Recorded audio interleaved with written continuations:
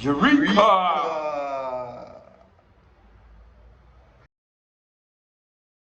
Hello, wonderful people. This is Einstein in a Flash, season 5. The long-awaited season 5 is finally here. Bro, how you feeling? Bro, I feel more good. I feel excited. Yeah. Okay. So in this new remote Paris, I've met a new friend. Yeah, he didn't tell me his name though, but that guy doesn't like anything about science. Do I know the guy? Yeah, I think you do. I think he's that neighbor that's opposite your. Okay. Yeah, that guy. But he's friendly too.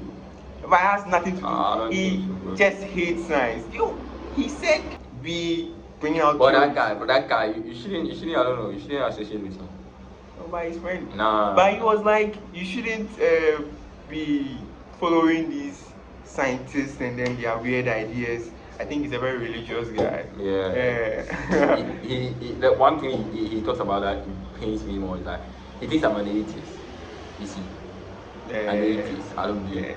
But we are scientists. Science is different from religion. Science is we are fun. making it that clear today. As anyone who is a scientist and then typically a physicist shouldn't be tagged as some atheist. We are scientists. Okay. Today we're talking about quantum biology and quantum chemistry. Sure. And a little bit of something that I didn't want to talk about, but Omar is insisting I do. But there are a lot of things that you have to talk about it. Love. Okay, so let me get straight to the point. Quantum biology. What is it all about? Quantum biology, like we said in our previous video, is just studying DNA, but things of the small, biological systems of the small, and then we use quantum laws to explain them. Yeah, so when we delve deep into the DNA or the DNA structure, you can see that you can't observe them with our naked eyes. You only need to use very sophisticated microscopes to be able to see them. Yes. So these small things or these small particles, they obey quantum laws. Why are they only obeying quantum laws? Why? Because they are too tiny, and in such small states, you can only account for their position, but then you might not be accounting for their speed. Yes. Or you can account for their energy, but you can't do that in a particular point in time. Yes. According to Werner Heisenberg. Yes. Then we also delve into quantum chemistry. Yes. And this is just the same ideology. We are talking about things of the small, but then interactions of matter with energy. Yes, chemistry. So that's one tool. We also use Schrodinger equation. Quantum chemistry.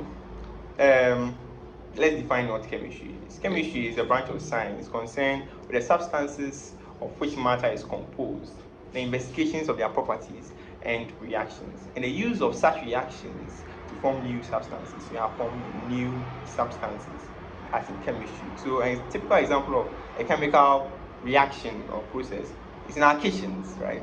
When you want to ignite fire, there are some things that you need. You need fuel, you need something to ignite it, and then you need air, oxygen. So you get a spark, you get maybe a piece of cloth, something, and then the presence of oxygen, you can have your fire. This is forming a new substance from interaction of matter, the cloth, and then energy, the spark, right? So that's just chemistry. Yes. So our main aim, or why we are even talking about this in the first place, is to arrive at how humans, or how capable we are of controlling matter. Yes. So now let's delve into the physics. So we have things according to the standard model. The standard model that we have in physics, we have matter particles and then we have force particles. So force particles, we have gluons. The gluons mediate a strong force, and then we have photons. Photons mediate the electromagnetic force, and then we have the WSZ bosons that mediate the weak nuclear force. Yes. So these are force particles. But we have matter particles, and surprisingly enough, matter particles are the ones that you know of already. We have fermions. which are the electrons, protons, and neutrons. Yes, and these are the ones that we want to control, manipulate. Yes, we want to manipulate matter. I'll give a simple example in quantum biology right now, but then let me give you this scenario. So when we want to control things like electrons, what do we control them with?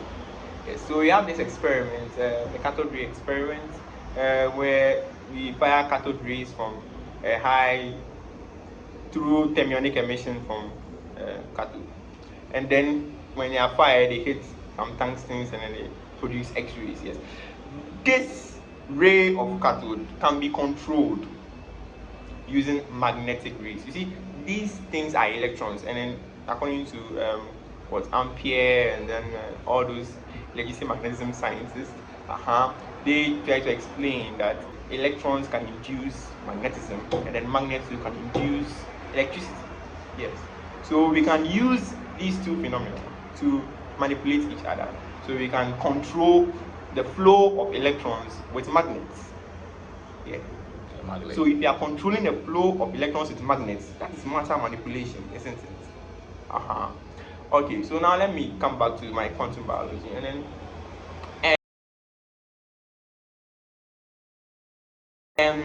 pheromones. Yes, we know pheromones. Pheromones the low ones. Yeah, pheromones. There is a fact. You need to get after this. I told you. The pheromones are too much. This guy, someone needs to talk to guys. This it's guy. obvious. This guy needs to get a girlfriend. You see that? I don't need one. Okay, now let's come back to business. So pheromones, there's a fact or there's a research, a study that when you have a female and then there are 100 t-shirts, one of them being for that female's boyfriend, and then they are all washed and then presented in front of her, she can identify. In fact, 9 out of 10 females will be able to identify the exact t-shirts for their boyfriend, even though all these 100 t-shirts are identical. Yeah, because they'll be able to get but I thought first was for me. Okay. But they'll be able to get acclimatized or used to the pheromones of their guys. There are types of pheromones, and then there are ways that they are produced through sweating, of course. Yes, and then studies have been shown that these pheromones are what attracts. Yeah, for humans it's complicated, and we'll explain that soon. But for animals, it's very obvious. Pheromones are chemicals produced that causes changes in the behavior in another animal. So typically, animals like dogs, they excrete that one. The research is there. They just excrete these pheromones, and then these pheromones attract opposite sex. Yes. Yeah, and that attraction because chemistry. So this attraction is that peculiar thing that we are trying to understand. The attraction. It's like action at a distance, because I'm here, I'm all sweaty, exercising, and then I excrete pheromones, and some way somehow, a female 5 feet, 10 feet apart senses this, approaches me, and asks for my contact. That, by the way, I don't think. Yeah, bro is getting a boy, a girl. Don't Nah, that way I don't think that works that way. Come on, when you are on the street and then you see a dog who has a broken leg, the same care you give to that dog, the same care you give to a woman. That ain't the same, bro. On the street. Human pheromones are different from dog pheromones. They are Guys, the same. support me. Science is the same in all those situations. Science tells us it's not like the dogs waggle their tail when they have the pheromones high. Nah. What do humans do? They are just pheromones. They are just pheromones. Like love. This attraction or this reaction between one pheromone and then the other is what you're trying to identify. And then we're able to get this right, we're able to manipulate matter on a biological scale. Yes, that's quantum. We know action at a distance, where we explain quantum entanglement on a subatomic scale. These pheromones are also made up of protons, neutrons, all these basic substances. And then so when you're able to know the positions and then the time scales of these particles, we can able to ascertain the energy they possess. and then Light the red ascertain. yeah, and then there are positions, right? Einstein once tried to counteract the Heisenberg consensus principle with his relativity principle, and this is what caused the rift between relativity and then yes, Albert Einstein was trying to say that so for identical particles when which have almost the same parameters, when one is moving in one direction and one is moving in the opposite direction, you can measure the position of particle A, and then that's relative to particle B, and then we can also measure the speed of particle B relative to particle A. So we can be able to know them simultaneously. So if you're able to know these things, you're able to precisely know all these parameters, their behaviors, particular behaviors, account them in the Schrödinger equation, and then know the particular interactions that these electrons they have during the spooky atom distance. That's the entanglement thing. Yes. And then with this knowledge, we'll be able to further account for some theories that will lead us into the manipulation of matter. Yes.